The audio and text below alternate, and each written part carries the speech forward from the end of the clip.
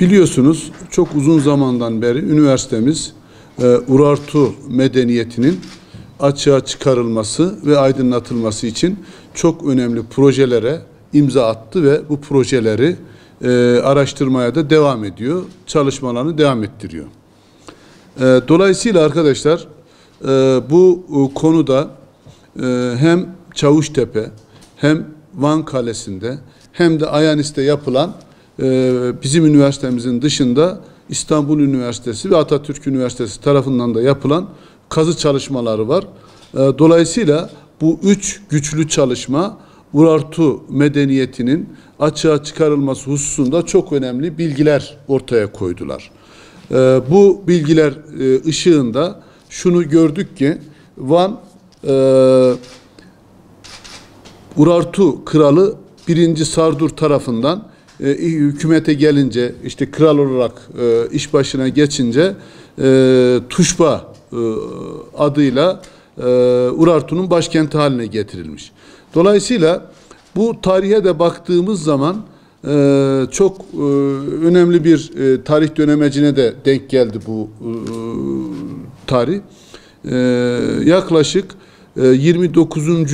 yüzyılın yarısını geçiyoruz. Yani 30. yüzyılına artık adım atmaya başlamış. Dolayısıyla bu süreçte Urartu yılı olarak bu yılın ilan edilmesi hem Van'ımızın daha iyi tanıtılması, Urartu medeniyetinin bu kadar güçlü çalışmalar ve araştırmalar neticesinde ortaya konulan bulgularının Türkiye'ye, dünyaya ve bütün bilim camiasına kazandırılması açısından oldukça önemli bir yer tutacağı kanaatindeyiz.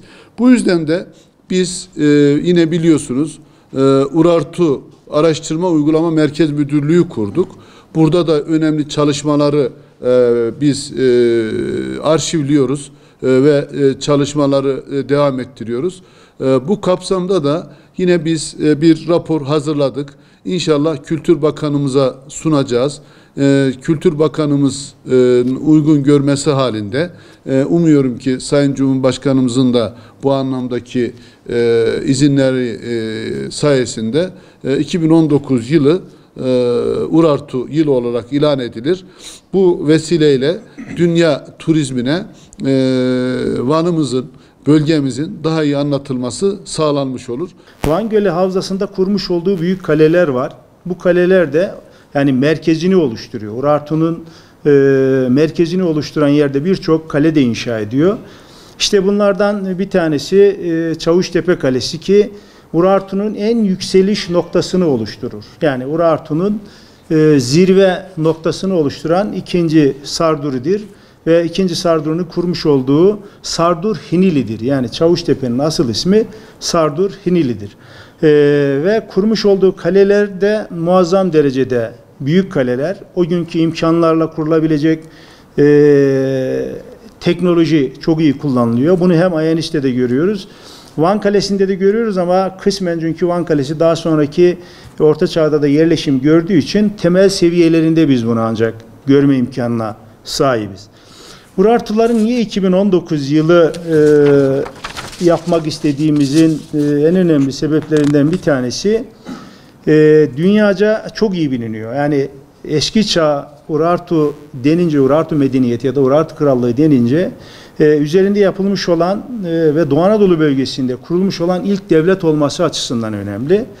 Bir diğer önemi ise bırakmış oldukları hem kültürel miras yani taşınmaz kültürel miras hem de sanatsal açıdan muazzam derecede işler başarmışlar. Bir tanesinden söz edecek olursak bugünkü Şamran kanalıyla bilinen ama asıl adı Minova kanalı olan bugün Gürpınar ilçesinden Van Ovası'nı sulayan bir kanalın oluşması ki yaklaşık olarak 2850 yıldan beri 2840 yıldan beri hala işlevini sürdürmesi, hala günümüze kadar o su taşıma özelliğini koruması ve bağ ve bahçeleri sulaması bu açıdan önemli ve bunu bir tek Van'da yapmıyor ve Minova kanalının üzerine 15 tane de yazıt yazıyor.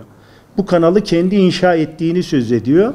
Fakat daha sonraki dönemlerde Orta Çağ yazarlarından kronoloji Mausus'un işte Semiramis geldi bu kanalı inşa etti gibi, işte Kıvan Kalesi'ni kurdu, saray ve zindanlar yaptı gibi 40 bin kişiyle geldi. Birçok maalesef Şambran kanalı olarak literatüre geçiyor. Aslında 15 tane üzerinde yazıtı var ve bunun yazıtında da Miniva kanalı olduğunu kendisi söylüyor. Bunu ne zaman öğreniyoruz? Çivi yazısının 19. yüzyılın başlarında çözülmesiyle birlikte artık Urartu çivi yazısının anlaşılmaya başlamasıyla bu sefer Urartu medeniyeti de ortaya çıkmış oluyor. Bir diğer önemli husus, yapmış oldukları maden sanatları açısından eşi benzeri olmayacak derecede çok güzel eserler bırakmış olmaları. Bu eserler maalesef eski dönem kazılarında bir bölümü yurt dışına çıkartılmış. Osmanlı döneminden söz ediyorum. Daha sonraki dönemlerde de kaçak kazılar yoluyla giden eserler var. Ama bununla birlikte dünya müzelerinde ve özellikle Türkiye müzelerinde çok fazla miktarda Urartu eseri var. Bunlardan bir tanesi de Van Müzesi. Van Müzesi Urartu'nun en çok yoğun olduğu, daha doğrusu sanat eserinin yoğun olduğu müzelerden bir tanesi. Bunun içinde Van Müzesi'nin de işte açılışı 2018 yılında planlanıyor ama 2019 yılı içerisinde de Van Müzesi Urartu sanat eserleri açısından turizme ve ülke ve yurt dışı turizmle kazandırılacak önemli bir müze haline de gelecek.